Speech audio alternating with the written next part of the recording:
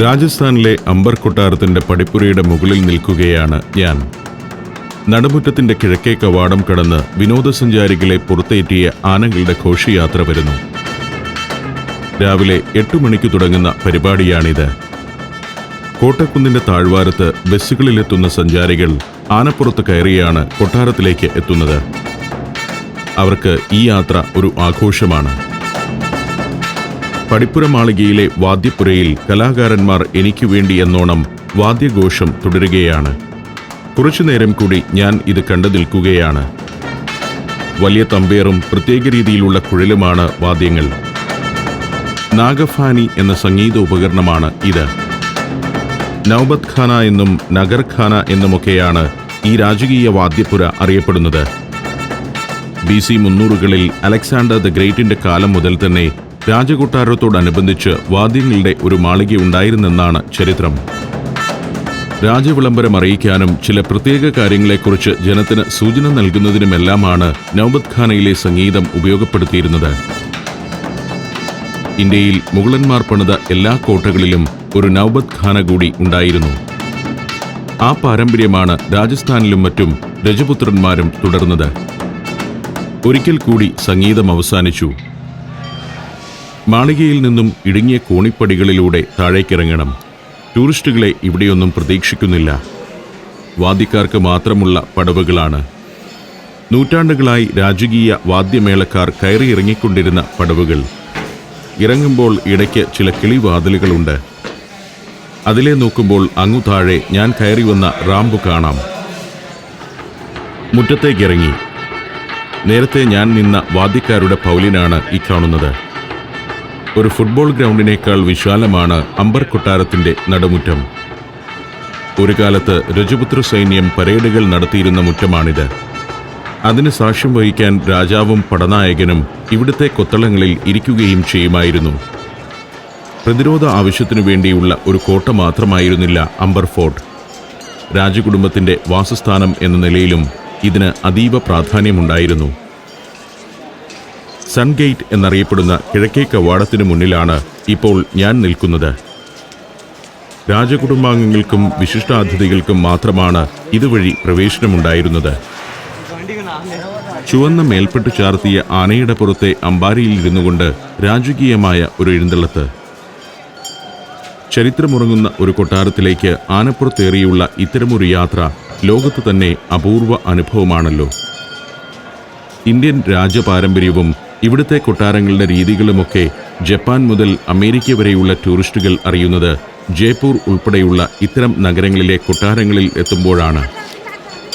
ഇത്ര പ്രൗഢിയുള്ള കൊട്ടാരങ്ങൾ ഇപ്പോൾ ഇന്ത്യയിൽ ഏറ്റവും അധികമുള്ളത് ജയ്പൂരിൽ തന്നെയാണ്. ജയഗഡ് കോട്ടയാണ് മുകളിൽ അക്കാണുന്നത്. രാജസ്ഥാനിൽ ഉള്ളതുപോലെ ഇതേവിധം കൊട്ടാരങ്ങളുള്ള സംസ്ഥാനമാണ് ഗുജറാത്ത്.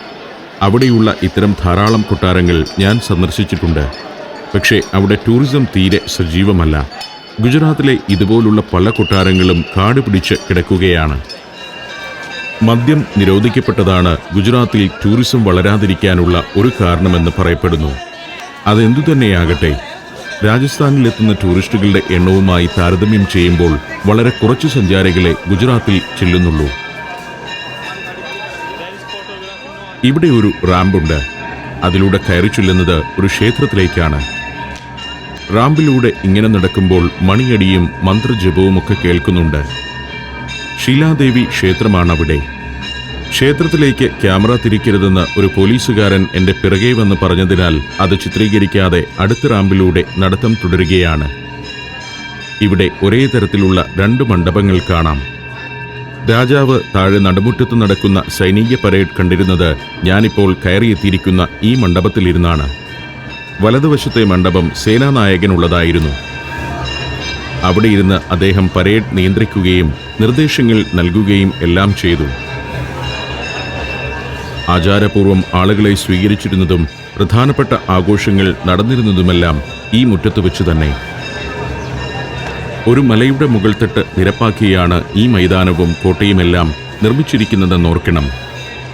ചുവന്ന സാൻഡ്സ്റ്റോണും മാർബിളും മാത്രമാണ് ഈ കോട്ടയുടെയും കൊട്ടാരക്കെട്ടുകളുടെയും ഒക്കെ നിർമ്മാണത്തിന് ഉപയോഗിച്ചിരിക്കുന്നത്. രജപുത്ര ശൈലിയിലാണ് നിർമ്മാണമെങ്കിലും മുഗൾ കോട്ടകളുടെ അനുകരണവും ഇതിൽ ദർശിക്കാനാവും.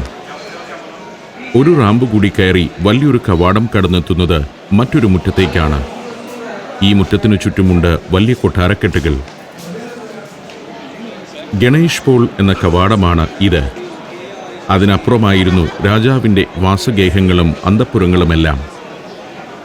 ദിവാനി ആം എന്നറിയപ്പെടുന്ന ഹാൾ ഓഫ് പബ്ലിക് ഓഡിയൻസ് ആണ് ഇവിടുത്തെ പ്രധാന നിർമ്മിതി. മുഗൾ കൊട്ടാരങ്ങളിലുള്ളതുപോലെ നിരവധി തൂണുകളോടുകൂടിയ ഒരു കൽപ്പന്തലാണത്. രാജാ മാൻസിംഗിന്റെ നിർദ്ദേശപ്രകാരം 16-ാം നൂറ്റാണ്ടിൽ ചുവന്ന സാൻഡ്സ്റ്റോണും മാർബിളും കൊണ്ട് നിർമ്മിച്ച പൗലിയൻ. രാജാവ് പ്രജകളുടെ ആവലാതികൾ കേട്ടിരുന്നതും ഉയർന്ന ഉദ്യോഗസ്ഥരുമായി ഭരണകാര്യങ്ങൾ ചർച്ച ചെയ്തിരുന്നതുമെല്ലാം ഇവിടെ ഇരുന്നാണ്. പരമ്പരാഗത രാജസ്ഥാനി രീതിയിലുള്ള കൊത്തുപണികളോടുകൂടിയ ധാരാളം തൂണുകളുള്ള ഒരു പൗലിയൻ. യുദ്ധവിജയത്തിന്റെ ആഘോഷം, ദസറയുമായി ബന്ധപ്പെട്ട ചടങ്ങുകൾ, രാജാവിൻ്റെ ജന്മദിനാഘോഷം തുടങ്ങിയവയ്ക്കെല്ലാം വേദിയായിരുന്നു ഇവിടം. മുഗൾ വാസ്തുശൈലി അന്നത്തെ രാജസ്ഥാനി കൊട്ടാരങ്ങളുടെ നിർമ്മാണത്തിൽ ചെലുത്തിയ സ്വാധീനം ഈ ദിവാനി ആമിലും പ്രകടമാണ്. മുറ്റത്തിൻ്റെ ഒരറ്റത്ത് ചിത്രപ്പണികളാൽ അലങ്കൃതമായ ഗണേഷ് പോൾ. അതിൻ്റെ മുകൾ നിലയിൽ മാർബിൾ ജാലകങ്ങളോടെ ഒരു ഭാഗമുണ്ട്. ദിവാനി ആമിലെ പരിപാടികളും ഈ നടുമുറ്റത്ത് നടക്കുന്ന ആഘോഷ പരിപാടികളും വീക്ഷിക്കാൻ അന്തഃപുര സ്ത്രീകൾ ഇരുന്നിരുന്നത് അവിടെയാണ്. അന്യപുരുഷന്മാരെ കാണുന്നതിനോ കൊട്ടാരം മതിൽക്കെട്ടിന് പുറത്തിറങ്ങുന്നതിനോ അവർക്ക് അനുവാദമുണ്ടായിരുന്നില്ല. 1621 മുതൽ 1667 വരെ അംബർ ഭരിച്ച രാജ ജയ്സിംഗ് ആണ് ഗണേഷ് പോൾ എന്ന ഈ കവാടം നിർമ്മിച്ചത്. മാർബിളിലെ ചിത്രപ്പണികളാണ് ഈ കവാടത്തെ ഏറ്റവും ശ്രദ്ധേയമാക്കുന്നത്. ഗണേഷ് പോളിന്റെ പടവിൽ നിൽക്കുമ്പോൾ ദിവാനി ആമും അതിൻ്റെ മുറ്റവുമെല്ലാം വ്യക്തമായി കാണാം. ആയിരക്കണക്കിന് ടൂറിസ്റ്റുകളാണ് രാവിലെ തന്നെ അംബർ കോട്ട കാണാൻ എത്തിക്കൊണ്ടിരിക്കുന്നത്. ഞാൻ ഗണേഷ് പോളിലേക്ക് കയറി. കൊട്ടാരത്തിന്റെ സൂക്ഷ്മാംശങ്ങൾ പോലും കണ്ടു മനസ്സിലാക്കുകയാണ് വിദേശികളായ സഞ്ചാരികൾ. മച്ചിൽ സ്വർണം കൊണ്ടുള്ള ചിത്രപ്പണികൾ. ഗണേഷ് പോൾ കടന്ന് ദിവാനി ഖാസ് എന്ന ഭാഗത്തേക്ക് എത്തിയിരിക്കുന്നു. രാജകുടുംബത്തിന്റെ സ്വകാര്യ ഏരിയയായിരുന്നു ഇവിടം. ഇടതുഭാഗത്ത് ശീഷ് മഹൽ എന്ന ചെറു കൊട്ടാരം. അംബർ കൊട്ടാരത്തിൽ അന്തഃപുര സ്ത്രീകൾക്ക് സ്വതന്ത്രമായി നടക്കാവുന്ന ഒരു ഭാഗം ഇതുമാത്രമായിരുന്നു. ഉന്നതമായ ജീവിത നിലവാരവും നിഷ്ഠകളും പുലർത്തിയിരുന്നവരായിരുന്നു രജപുത്ര കൊട്ടാരത്തിലെ സ്ത്രീകൾ. ബഹുഭാര്യാത്വം രജപുത്ര കൊട്ടാരങ്ങളിലും നിലനിന്നിരുന്നു. പൊതുസമൂഹത്തിൽ നിന്നെല്ലാം മറഞ്ഞു നിന്ന് കൊട്ടാരത്തിൽ തങ്ങൾക്ക് അനുവദിക്കപ്പെട്ട ഭാഗത്ത് രാജകീയ ചര്യകളോടെ അവർ ജീവിച്ചു വന്നു. മുഗൾ കൊട്ടാരങ്ങളിലെ പോലെ ഷണ്ടന്മാരായ കാവൽക്കാരും ധാരാളം ദാസിമാരും നർത്തകിമാരുമൊക്കെ ഇവിടെയും ഉണ്ടായിരുന്നു. ശീഷ് മഹലിനടുത്താണ് ഇപ്പോൾ എത്തിയിരിക്കുന്നത്. ഇവിടെയും സഞ്ചാരികൾ നിറഞ്ഞു കഴിഞ്ഞു. ശീഷ് മഹൽ എന്നാൽ മിറർ പാലസ് എന്നാണ് അർത്ഥം. ഭിത്തിയിൽ ആയിരക്കണക്കിന് ചെറുതും വലുതുമായ കണ്ണാടികൾ പതിച്ച ചില്ലുകൊണ്ട് ചിത്രപ്പണികൾ നടത്തിയ ഒരു കൊട്ടാരം. രാജ ജയ്സിംഗിന്റെ കാലത്ത് 1623 ഇത് നിർമ്മിക്കപ്പെടുന്നത്. അംബർ കോട്ടയിലെ ഏറ്റവും ആകർഷകമായ നിർമ്മിതി ശീഷ് മഹലാണെന്ന് പറയാം. ഒട്ടോമൻ തുർക്കികളുടെയും മുഗൾ രാജാക്കന്മാരുടെയുമെല്ലാം വാസ്തുവിദ്യാ ഭ്രാന്തുകളിലൊന്നായിരുന്നു ഇത്തരം സൂക്ഷ്മമായ ചിത്രപ്പണികളോടുകൂടിയ കൊട്ടാരങ്ങൾ. രജപുത്ര രാജാക്കന്മാരും ആ രീതിയെ അനുകരിക്കുകയായിരുന്നെന്ന് വേണം കരുതാൻ. ചുവരിലും സീലിംഗിലുമെല്ലാം നൂറുകണക്കിന് കണ്ണാടികൾ. അക്കാലത്ത് ബെൽജിയത്തിൽ നിന്നും കൊണ്ടുവന്ന കണ്ണാടികളാണ് ഈ കൊട്ടാരത്തിന്റെ നിർമ്മാണത്തിനു വേണ്ടി ഉപയോഗിച്ചിരുന്നത്. ഒരു കാലത്തെ രാജാക്കന്മാരുടെ ആഡംബരഭ്രമവും ധൂർത്തുമെല്ലാം ഈ ചുമരുകളിലെ കണ്ണാടികളിൽ പ്രതിഫലിക്കുന്നുണ്ടെന്ന് എനിക്ക് തോന്നി. ജനങ്ങളിൽ നിന്ന് കപ്പം പിരിച്ചതും കീഴടക്കിയ നാടുകളിൽ നിന്ന് കൊള്ളയടിച്ചതുമായ ധനം ഉപയോഗിച്ചു തന്നെയാണല്ലോ ഇതും നിർമ്മിച്ചിരിക്കുക. അംബർ കൊട്ടാരത്തിലെ സുഖ് മന്ദിർ എന്ന കൊട്ടാരത്തിലാണ് ശീഷ് മഹൽ നിർമ്മിതമാവുന്ന കാലത്ത് രാജ ജയ്സിംഗ് വസിച്ചിരുന്നത്. ഇതിന്റെ പണി പൂർത്തിയായ ശേഷം ശൈത്യകാലത്ത് രാജാവ് വാസം ഇവിടേക്ക് മാറ്റി എന്നാണ് ചരിത്രം. ശീഷ് മഹലിന്റെ നിർമ്മാണം സംബന്ധിച്ച് ഒരു കഥയുണ്ട്. രാജ ജയ്സിംഗിന്റെ റാണിക്ക് നക്ഷത്രങ്ങൾ ഉദിച്ചു നിൽക്കുന്ന മാനത്തേക്ക് നോക്കിക്കിടന്നുറങ്ങണമെന്ന് ഒരു ആഗ്രഹമുദിച്ചു. രജപുത്ര സ്ത്രീകൾ പർദ്ദയണിയാതെ പുറത്തിറങ്ങാനോ തുറന്ന പ്രദേശത്ത് കിടന്നുറങ്ങാനോ പാടില്ലാത്ത കാലമാണ്. രാജാവ് കൂടിയാലോചനക്കാരെ വിളിച്ച് പ്രശ്നം ചർച്ച ചെയ്തു. അങ്ങനെയാണ് ശീഷ് മഹൽ എന്ന ആശയം ഉടലെടുക്കുന്നത്. അങ്ങനെ ആയിരക്കണക്കിന് കണ്ണാടിച്ചില്ലുകൾ പതിച്ച ഈ കൊട്ടാരം യാഥാർത്ഥ്യമായി. രാത്രിയിൽ രാജസേവകർ ഹാളിന്റെ 4 വശത്തും ഓരോ മെഴുകുവിളക്കുകൾ കൊളുത്തിവെച്ചു. അപ്പോൾ ആയിരക്കണക്കിന് നക്ഷത്രങ്ങൾ നിറഞ്ഞ ആകാശം പോലെയായി കൊട്ടാരം. ആ കൃത്രിമ നക്ഷത്രപ്രഭയിൽ കിടന്ന് രാജ്ഞി സുഖമായി ഉറങ്ങി. തെല്ലൊരു അത്ഭുതത്തോടെയാണ് വിദേശ ടൂറിസ്റ്റുകൾ ശീഷ് മഹലിനെ കണ്ടു നടക്കുന്നത്. ശരിക്കും ഇതിനെക്കുറിച്ചെല്ലാം വായിച്ചറിഞ്ഞ ശേഷം തന്നെയാണ് വിദേശികൾ ഈ കൊട്ടാരങ്ങളും കോട്ടയുമൊക്കെ കാണാനെത്തുന്നത്. അവരുടെ സഞ്ചാര രീതി തന്നെ അതാണ്. കൊട്ടാരക്കെട്ടിന്റെ മുകളിലൂടെ കുറേ ആളുകൾ നീങ്ങുന്നത് കാണാം. ഗണേഷ് പോൾ എന്ന പടിപ്പുര മാളികയുടെ മുകൾ തട്ടിലേക്ക് പോകുന്നവരാണ്. Germany, Poland, Bosnia and Herzegovina, Kyrgyzstan. സഞ്ചാരം വോള്യം നമ്പർ 19. ഫുൾ HD-യിലുള്ള ഈ അപൂർവ ദൃശ്യയാത്രാ വിവരണ ശേഖരം സ്വന്തമാക്കാൻ സഞ്ചാരം എന്ന് SMS ചെയ്യൂ. ഫോൺ 9995 444 222. മുകളിലേക്ക് ഇങ്ങനെ ഒരു ഗുഹാവഴിയുണ്ട്. നീളമുള്ള ഒരു റാമ്പ്. അന്തഃപുര സ്ത്രീകൾ പുറം ലോകത്തിന്റെ കാഴ്ചകൾ കാണാൻ ഇരുന്നിരുന്ന മാളികയിലേക്കാണ് എൻ്റെ നടത്തം. എത്രയോ നൂറ്റാണ്ടുകളായി മനുഷ്യസ്പർശമേറ്റ് മിനുത്തു തിളങ്ങുന്ന മാർബിൾ ചുവരുകൾ. ശക്തമായ രീതിയിൽ തന്നെയാണ് രജപുത്രന്മാർ അംബർ കോട്ടയും കൊട്ടാരവുമെല്ലാം നിർമ്മിച്ചത്. അക്കാലത്ത് മുഗളന്മാരുമായി നല്ല ബന്ധം പുലർത്തിയിരുന്നതിനാൽ പുറത്തുനിന്നുള്ള ആക്രമണങ്ങളെയൊന്നും ഈ കോട്ടയ്ക്ക് നേരിടേണ്ടി വന്നിട്ടില്ല. മധ്യകാലഘട്ടത്തിലെ കോട്ടകളിൽ ഏറ്റവും ശാന്തവും വെല്ലുവിളികൾ നേരിട്ടിട്ടില്ലാത്തതുമായ കോട്ടകളിൽ ഒന്നായിരുന്നു അംബർ. അംബർ കോട്ട നിർമ്മിച്ച രാജാ മാൻസിംഗ് മുഗൾ ചക്രവർത്തിയായ അക്ബറുടെ വിശ്വസ്തനായ സേനാനായകൻ കൂടിയായിരുന്നു. അക്ബറുടെ സദസ്സിലെ നവരത്നങ്ങൾ എന്നറിയപ്പെട്ട 9 പ്രമുഖരിൽ ഒരാളായിരുന്നു മാൻസിംഗ്. ഗണേഷ് പോളിന്റെ മാളികയുടെ മുന്നിലാണ് ഇപ്പോൾ എത്തിയിരിക്കുന്നത്. ഇവിടെ നിന്നാൽ അല്പം മുമ്പ് ഞാൻ നടന്ന ദിവാനി ഖാസിന്റെ മുൻഭാഗവും പൂന്തോട്ടവും ഫൗണ്ടനുമെല്ലാം കാണാം. ഒരു ഭാഗത്ത് കണ്ണാടി മാളികയായ ശീഷ് മഹൽ. മനോഹരമായൊരു മാളികയാണ് ഗണേഷ് പോളിൻ്റേത്. ഇതിലിരുന്നാണ് അന്തഃപുര സ്ത്രീകൾ കൊട്ടാരത്തിന്റെ 2ാം നടുമുറ്റത്തെ കാഴ്ചകൾ കണ്ടിരുന്നത്. ദിവാനി ആമിൽ ആവലാദികളുമായി ജനം വരുന്നതും ദസറ ആഘോഷങ്ങളുമെല്ലാം അവർ ഇവിടെ ഇരുന്ന് കണ്ടിരുന്നു. ഒറ്റ മാർബിളിൽ കൊത്തിയെടുത്ത ജാലകങ്ങളാണിത്. അതിലൂടെ കൊട്ടാരത്തിന്റെ 1ാം നടുമുറ്റവും അതിനപ്പുറം ദിവാനി ആമും മറ്റുമുള്ള 2ാം നടുമുറ്റവും കാണാം. മാർബിൾ ക്രാസുകൾ രസകരമായ നിർമ്മിതിയാണ്. തടിയിലെന്നോണം മാർബിൾ ഷീറ്റിലാണ് ഇത് കൊത്തിയെടുത്തിരിക്കുന്നത്. എത്രയോ നൂറ്റാണ്ടുകൾ കഴിഞ്ഞിട്ടും ഇതെല്ലാം ഇങ്ങനെ പൂർണ്ണതയോടെ ഇരിക്കുന്നു എന്നത് തന്നെ അത്ഭുതമാവുന്നു. ഗണേഷ് പോളിനരികെ നിന്നും നടത്തം തുടരുകയാണ്. മുന്നിൽ വലിയ താഴികക്കുടത്തോടുകൂടിയ ഒരു മണ്ഡപം കാണാം. അവിടെ നിന്നാൽ താഴ്വാരത്തിന്റെ വിശുദ്ധമായ കാഴ്ച ലഭിക്കുമെന്നാണ് അറിവ്. കുറച്ചു സഞ്ചാരികൾ അവിടേക്ക് പോകുന്നുമുണ്ട്. 3 നൂറ്റാണ്ടുകൾ കഴിഞ്ഞിട്ടും കോട്ടയുടെ ഭാഗങ്ങൾക്കൊന്നും കേടുപാടുകളൊന്നും സംഭവിച്ചിട്ടില്ല. ഇവിടെ ഏതാനും സ്ത്രീകൾ ഇരിപ്പുണ്ട്. തൂപ്പുകാരാണ്. ഏതു സമയത്തും അംബർ കോട്ടയൊന്നാകെ അടിച്ചുവാരി വൃത്തിയാക്കിയിടുന്നുണ്ട് ഇപ്പോൾ. മണ്ഡപത്തിൽ നിൽക്കുമ്പോൾ താഴേക്കുള്ള കാഴ്ച ചേതോഹരമാണ്. അമീർ താഴ്വരയുടെ ഒരു വിഹക വീക്ഷണമാണിത്. മലഞ്ചെരുവിലെ മാവോട്ട തടാകം ഇപ്പോൾ കൂടുതൽ വ്യക്തതയോടെ കാണാനാവുന്നു. തടാകത്തിൽ 3 തട്ടുകളുള്ള ഒരു ഉദ്യാനം. ഉദ്യാനമധ്യത്തിൽ ഒരു മാർബിൾ ഫൗണ്ടൻ. ജലാശയത്തിന്റെ കരയിലൂടെയാണ് കോട്ടയിലേക്ക് വന്നതെങ്കിലും ഈ ഉദ്യാനം അപ്പോൾ കണ്ടിരുന്നില്ല. രാജാവ് സായന്തനങ്ങൾ ചെലവഴിച്ചിരുന്ന ഉദ്യാനമാണത്. കൊട്ടാരക്കെട്ടുകൾ മലയുടെ ചെരുവിൽ പല തട്ടുകളിലായി നിലകൊള്ളുന്നു. കോട്ടമതിലിനിപ്പുറത്തെ റാമ്പിലൂടെ ആനകൾ ഇറങ്ങിപ്പോവുകയും കയറി വരികയും ചെയ്യുന്നുണ്ട്.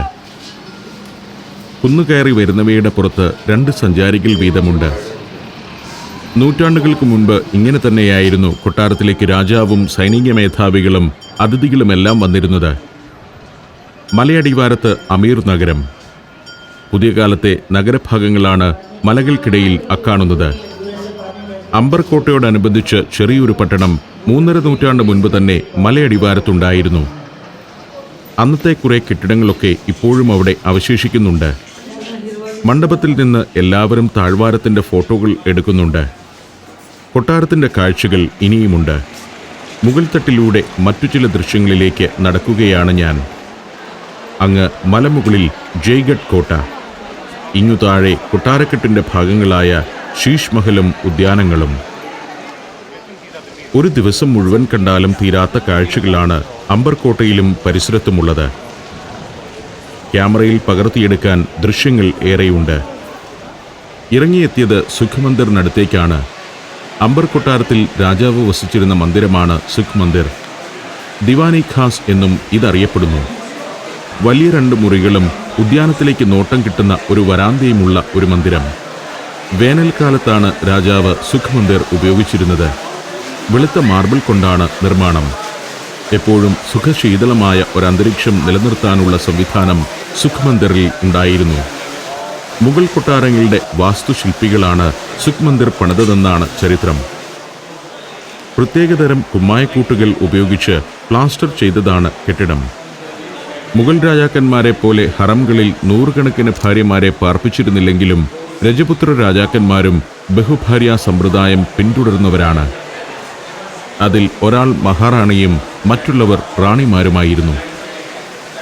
സ്വാഭാവികമായും രാജാവിന് മഹാറാണിയിലുണ്ടാവുന്ന മൂത്ത പുത്രനായിരുന്നു രാജ്യാവകാശം. രാജാവിൻ്റെ മക്കൾ ഇതേ കൊട്ടാരത്തിൽ തന്നെ ഒരുമിച്ചാണ് വളർന്നിരുന്നത്. ബാല്യകാലത്ത് ആൺകുട്ടികൾ വേദവും വ്യാകരണവും പഠിക്കാൻ വിദ്വൽ ഗ്രഹങ്ങളിൽ താമസിക്കുന്ന പതിവുമുണ്ടായിരുന്നു.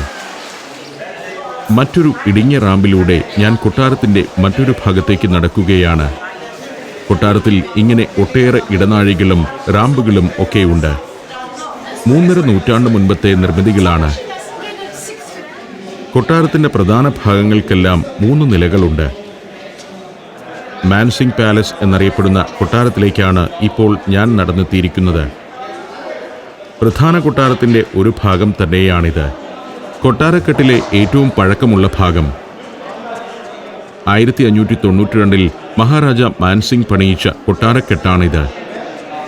ഇവിടെ തന്നെയാണ് അദ്ദേഹം വസിച്ചിരുന്നതും. മാൻസിംഗിന് ശേഷം അംബർ ഭരിച്ച രാജ സവായ് ജയ്സിംഗ് ആണ് ഇന്ന് കാണുന്ന വിധത്തിൽ അംബർ കോട്ടയെയും കൊട്ടാരത്തെയും ആകെയൊന്ന് വിപുലപ്പെടുത്തിയത്. ഇവിടെയുമുണ്ട് ഒരു നടുമുറ്റം. അതിനു ചുറ്റും കാണുന്നത് അന്തഃപുരങ്ങളും തോഴിമാരുടെ വാസഗേഹങ്ങളുമെല്ലാമാണ്. മുറ്റത്തിനു നടുവിൽ മാർബിളിൽ തീർത്ത വലിയൊരു കൽമണ്ഡപം. മണ്ഡപങ്ങളിലും മതിലിനോട് ചേർത്തിട്ട ചാരുബെഞ്ചുകളിലുമെല്ലാം സഞ്ചാരികൾ വിശ്രമിക്കുന്നുണ്ട്. വെയിലുള്ളിടത്ത് ഇറങ്ങി നിൽക്കുമ്പോൾ ഇളം ചൂടും തണലിൽ നല്ല തണുപ്പുമാണിവിടെ. എത്രയോ ചരിത്ര സംഭവങ്ങൾക്ക് സാക്ഷ്യം വഹിച്ച കൊട്ടാരക്കെട്ടുകൾ. പഴമയുടെ ഗരിമയുമായി അവയങ്ങനെ നിൽക്കുകയാണ്. ലോകത്തിൻ്റെ നാനാഭാഗങ്ങളിൽ നിന്നുള്ള സഞ്ചാരികൾക്ക് ചരിത്രം വിവരിച്ചു നൽകിക്കൊണ്ട് എവിടെയും ടൂറിസ്റ്റുകൾ. ഇന്ത്യക്കാരും ധാരാളമായി ഇത്തരം കാഴ്ചകളിലേക്ക് സഞ്ചരിച്ചു തുടങ്ങിയിരിക്കുന്നു എന്നത് ആവേശകരമായ ഒരു കാര്യം തന്നെയാണ്. മാൻസിംഗ് പാലസിൽ നിന്നും മടങ്ങുകയാണ്. ഇനിയും ധാരാളം കാഴ്ചകളുണ്ട് ഇവിടെ. നടന്നാലും നടന്നാലും തീരാത്ത കൊട്ടാരക്കെട്ടുകൾ, പല നടുമുറ്റങ്ങൾ, പല നിലകൾ. ഒരു റാമ്പിലൂടെ ഇറങ്ങുമ്പോഴാണ് ഇവിടെ 2 സംഗീതജ്ഞരെ കാണുന്നത്.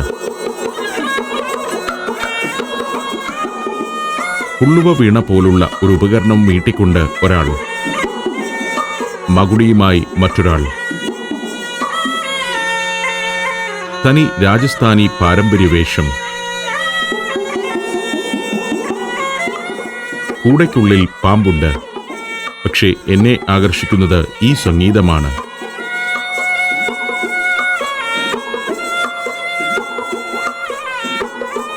കോട്ടയ്ക്കകത്ത് ഇത്തരം ആളുകൾക്ക് പ്രത്യേകം സ്ഥലം അനുവദിച്ചു നൽകിയിരിക്കുകയാണ്.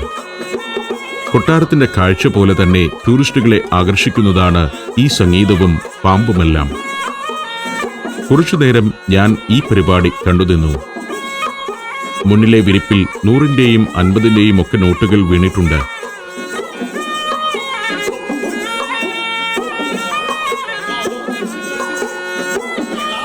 അതിനിടെ കാഴ്ചക്കാരിൽ ഒരാൾ ഈ പാമ്പ് പ്ലാസ്റ്റിക് ആണോ എന്ന് ചോദിച്ചത് പാമ്പാട്ടിയുടെ വികാരത്തെ വ്രണപ്പെടുത്തി. അദ്ദേഹം ചോദ്യകർത്താവിനോട് ശോഭിക്കുകയാണ്. ഞാനൊരു 50 രൂപ വിരിയിലിട്ടതോടെ അവർ എനിക്ക് വേണ്ടി ഒരു പാട്ട് തുടങ്ങി. രാജസ്ഥാൻ സംസ്കാരത്തിലേക്ക് കേൾവിക്കാരെ കൂട്ടിക്കൊണ്ടുപോകുന്ന നാടോടി സംഗീതം. അത് ആസ്വദിച്ചുകൊണ്ട് ഞാൻ അങ്ങനെ നിന്നു.